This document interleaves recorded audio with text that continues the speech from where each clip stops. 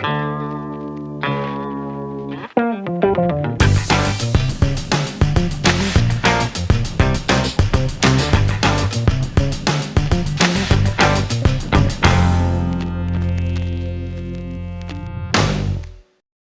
à tous, me voilà bien entouré, deux romanciers de talent, deux scénaristes pour le cinéma et la télévision également. C'est un peu dans le thème du salon cette année. Je vais les présenter très rapidement avant de leur donner la parole. René Manzor, on vous a découvert en 1986 avec votre premier film, Le Passage avec Alain Delon, ça ne nous rajeunit pas.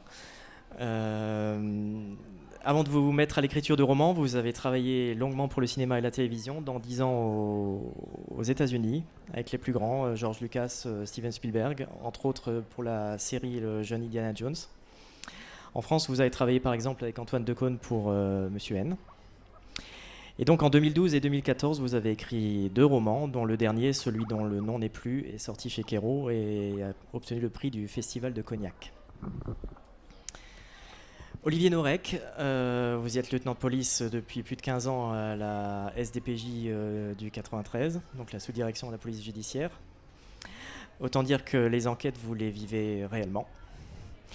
Vous êtes mis en disponibilité pour écrire des romans. Tout d'abord Code 93 qui est en lice cette année pour le prix Saint-Maur en poche. Et Territoire en 2014 qui se déroule toujours dans le département 93. Il est édité chez Michel Lafon. Voilà pour les présentations.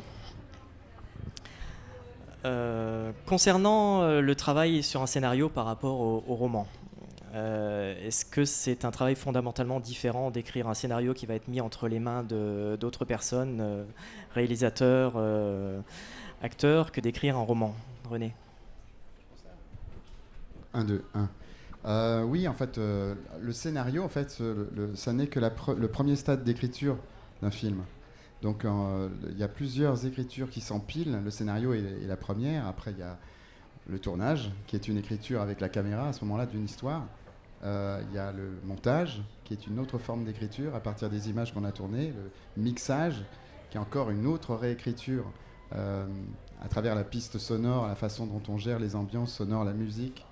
Et donc, en fait, quand on écrit un roman, en fait, toutes ces couches sont là.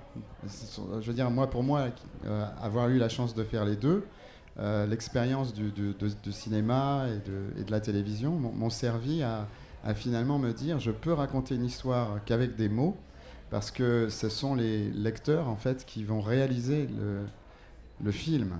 C'est-à-dire qu'en fait, le prétexte, c'était finalement mettre en place une plateforme imaginaire en se disant que avec le lecteur, on allait avoir une relation créative. C'est-à-dire que la relation, en fait, elle est moins finalement passive qu'un spectateur. Pour moi, un lecteur, c'est un spectateur, en fait. C'est-à-dire c'est quelqu'un qui participe au récit, qui n'est pas juste passif, mais qui lui-même imagine au sens premier du terme, c'est-à-dire fabrique des images. Voilà. On remercie Laurence Calès qui vient de nous rejoindre, coincé dans le bus. On parlait de l'écriture de scénario par rapport à l'écriture de roman et la différence que ça peut constituer. On va laisser la parole à Olivier qui découvre un peu ce milieu. Oui, moi j'ai bossé pour Engrenage, j'ai aussi bossé pour un téléfilm qui va passer sur France 2 et aussi pour le cinéma. Et effectivement, quand on est auteur de roman, on est créateur. On est créateur de l'image, on est créateur des ambiances, des personnages, de tout en fin de compte. On a tout en main. Quand on travaille pour la télé ou pour le cinéma, il y a une grande confiance qui s'établit avec le réalisateur parce que on a une histoire et le réalisateur va la mettre en image. Et donc toute cette partie-là va être laissée avec confiance au réalisateur. Donc oui, c'est pas du tout le même travail. On est moins maître à bord dans un scénario que sur un de nos romans. Olivier, vous qui connaissez bien les deux univers depuis plus de 10 ans, puisque vous travaillez depuis plus de 10 ans... oui, j'ai dit Laurent, excusez-moi. Olivier et René. Et Laurent. Bon, Gérard, dites-moi. Oui, alors oui, en fait, l'écriture de... moi, à la base, je suis plutôt romancier. Les gens souvent me considèrent comme un scénariste, parce que j'ai fait peut-être beaucoup de choses à la télé ces derniers temps, mais La vraie écriture, pour moi, c'est celle d'un roman, parce qu'il y a l'histoire, la structure, la syntaxe, la grammaire, l'orthographe, le style. Dans un scénario, il faut surtout qu'il y ait une structure avec des dialogues, quelques didascalies, mais l'effort de la langue, il n'est pas vraiment à fournir. Il faut surtout que ça entre dans un cadre à 52 minutes. On travaille pour l'image, donc les mots comptent moins que les images. Donc c'est pas du tout le même travail. Moi je trouve que c'est beaucoup, beaucoup, beaucoup plus dur de faire un livre. Après je sais pas ce qu'en pensent mes camarades, mais j'en bave beaucoup plus quand je fais un livre. Un scénario, on doit tenir compte de l'avis, comme dit Olivier, de beaucoup de gens, parfois beaucoup trop de gens, qui ne savent pas forcément ce qu'ils veulent, ils ne connaissent pas toujours bien le métier. Mais en tant qu'artiste, on est obligé de les écouter, de composer avec leur désirata, quoi. Justement, est-ce qu'il est impossible ou difficile de faire tenir dans un scénario quelquefois des choses que vous pouvez mettre au contraire dans un roman? Olivier, vous qui écrivez des histoires hyper réalistes. Oui, réaliste et assez violente, parce que réaliste. Le lecteur est capable, enfin le lecteur choisit, mais le lecteur est capable de tout lire. Le diffuseur est peureux, le lecteur ne l'est pas. Je me souviens de quelque chose, j'écrivais une partie un épisode d'une série, et j'écris les deux personnes s'embrassent. Et j'envoie le scénario à France 2, et France 2 me renvoie le truc avec écrit en rouge sur le côté avec la langue, et pour l'interrogation, ils étaient terrorisés. Est-ce qu'ils s'embrassent avec la langue ou pas? On est sur quoi? Donc dans Code 93 ou dans Territoire, mes deux bouquins, il y a des scènes de violence. Et quand ils ont voulu le mettre en série, ils m'ont dit écoute, voilà, ton polar il est très bien, on va enlever tous les homicides, on va garder l'histoire des policiers, et à la fin on avait une sorte de Joséphine Ange Gardien entre les policiers. Donc voilà, ils sont terrorisés, ils baissent tous les curseurs, et résultat, on se retrouve donc avec des... alors TF1 a pas mal de courage ces temps-ci, puisqu'ils ont sorti déjà 3 téléfilms sur des sujets assez compliqués, mais généralement le diffuseur est assez peureux. Alors que dans un bouquin, on peut tout se permettre. Et puis dans un bouquin aussi, on peut se permettre des choses qui coûtent très cher. Quand j'ai commencé ma première journée où j'ai commencé pour Engrenage, ils me demandent de faire une scène d'intro. Et moi, je leur fais une scène d'intro et je me dis, voilà, on va interpeller un type dans l'Eurostar, dans la gare du Nord. Et ils m'ont regardé, ils m'ont fait, mais est-ce que tu sais combien ça va nous coûter tout ça? Tu nous mets déjà tout l'argent de toute la série dans le premier épisode, dans les 3 premières minutes. Dans un roman, tu peux tout te permettre. Vraiment tout. Il n'y a pas de conditions de peur, de violence, il n'y a pas de conditions d'argent. Il y a un petit côté comme ça divin, où on peut vraiment tout faire. Donc c'est plus difficile d'écrire un livre, mais c'est diablement plus agréable. René, vous qui, à l'inverse, êtes passé de l'image au roman, quelle est votre vision là-dessus? Sur quoi? Sur cette difficulté ou cette complexité à intégrer les choses dans un film ou dans une série télévisée par rapport à un roman? Oui, enfin la série de télévisée, après ça dépend des territoires. Et chaque pays a sa façon de gérer la relation entre les auteurs en fait, et le diffuseur. En France, les auteurs ne sont pas au cœur du processus. Aux États-Unis, les auteurs sont producteurs même des histoires et ils se battent à coups d'idées.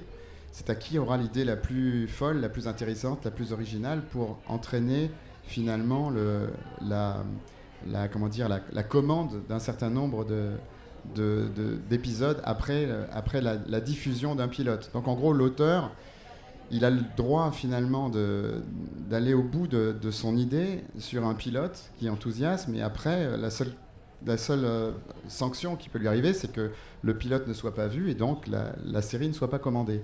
En France, c'est très différent, c'est-à-dire que le diffuseur a une façon d'opérer qui est plus proche du marketing, et donc il croit connaître, un peu comme une agence publicitaire, il croit connaître son client, et donc son but c'est de fournir à son client ce qu'il va regarder.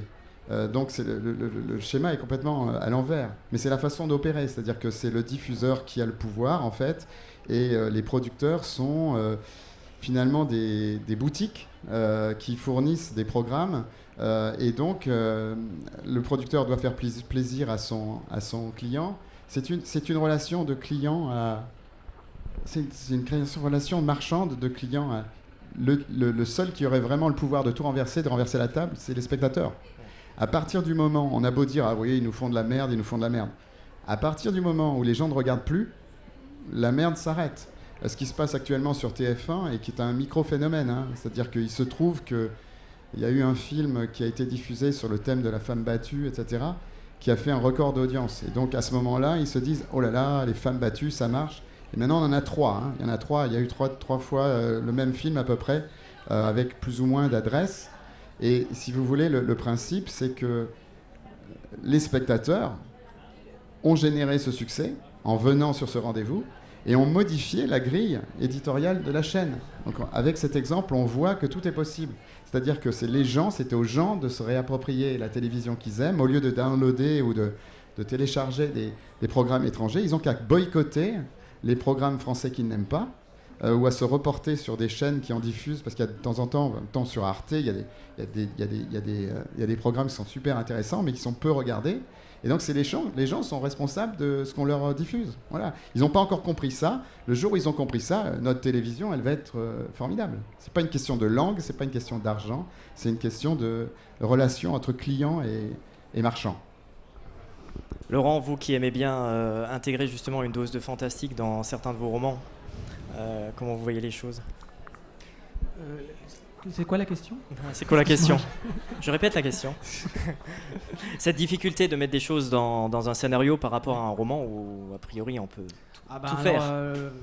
Je pense qu'en tant qu'auteur, on s'épanouit en écrivant un roman, plus que en écrivant un scénario. Maintenant, le cas de René est différent, parce que lui, il a été réalisateur, donc il a pu contrôler son histoire, son bébé. Mais nous, en tant qu'auteur pur, on a forcément une grande part de frustration.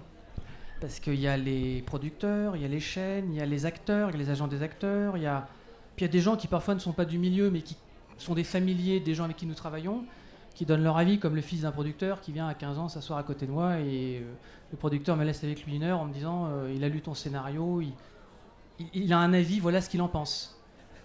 C'est super bizarre. En fait, ce qui nous manque aujourd'hui en France, je pense, et je pense que je rejoins René là-dessus, c'est l'audace.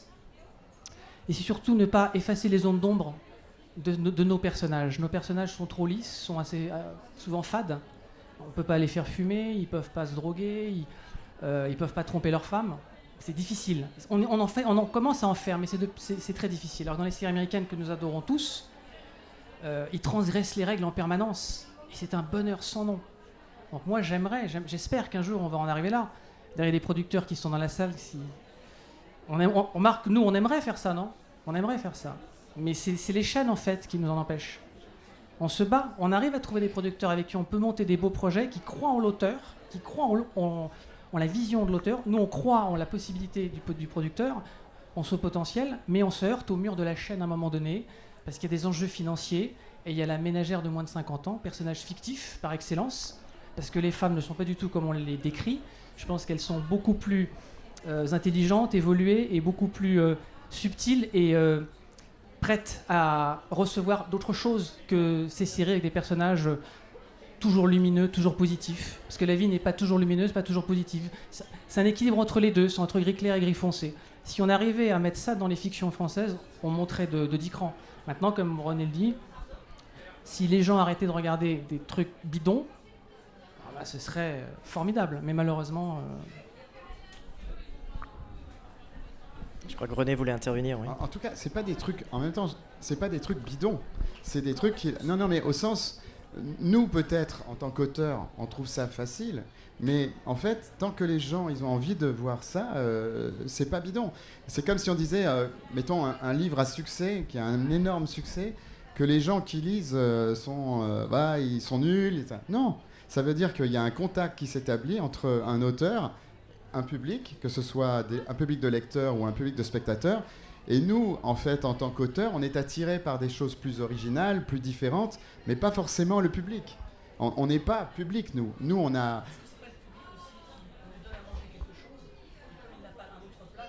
Non, mais aujourd'hui, il dit... Laurent, excuse-moi, j'ai moi le micro, mais...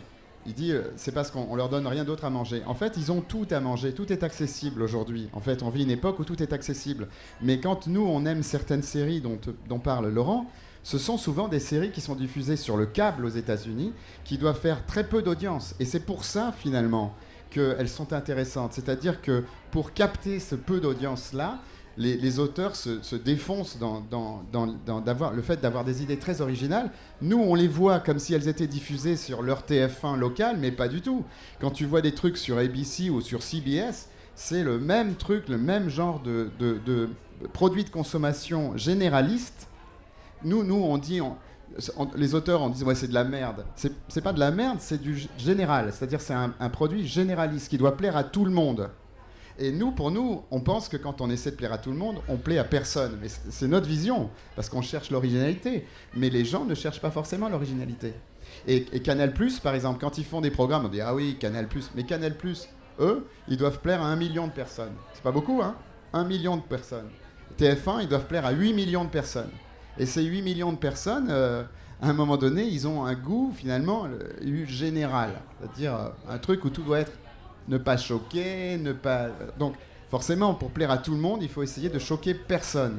Et à ce moment-là, des séries comme Breaking Bad, c'est impossible. C'est impossible, parce que c'est choquant d'avoir un père de famille qui vend de la drogue. Donc, voilà. Rien de plus. Rien de plus. Tout a été dit.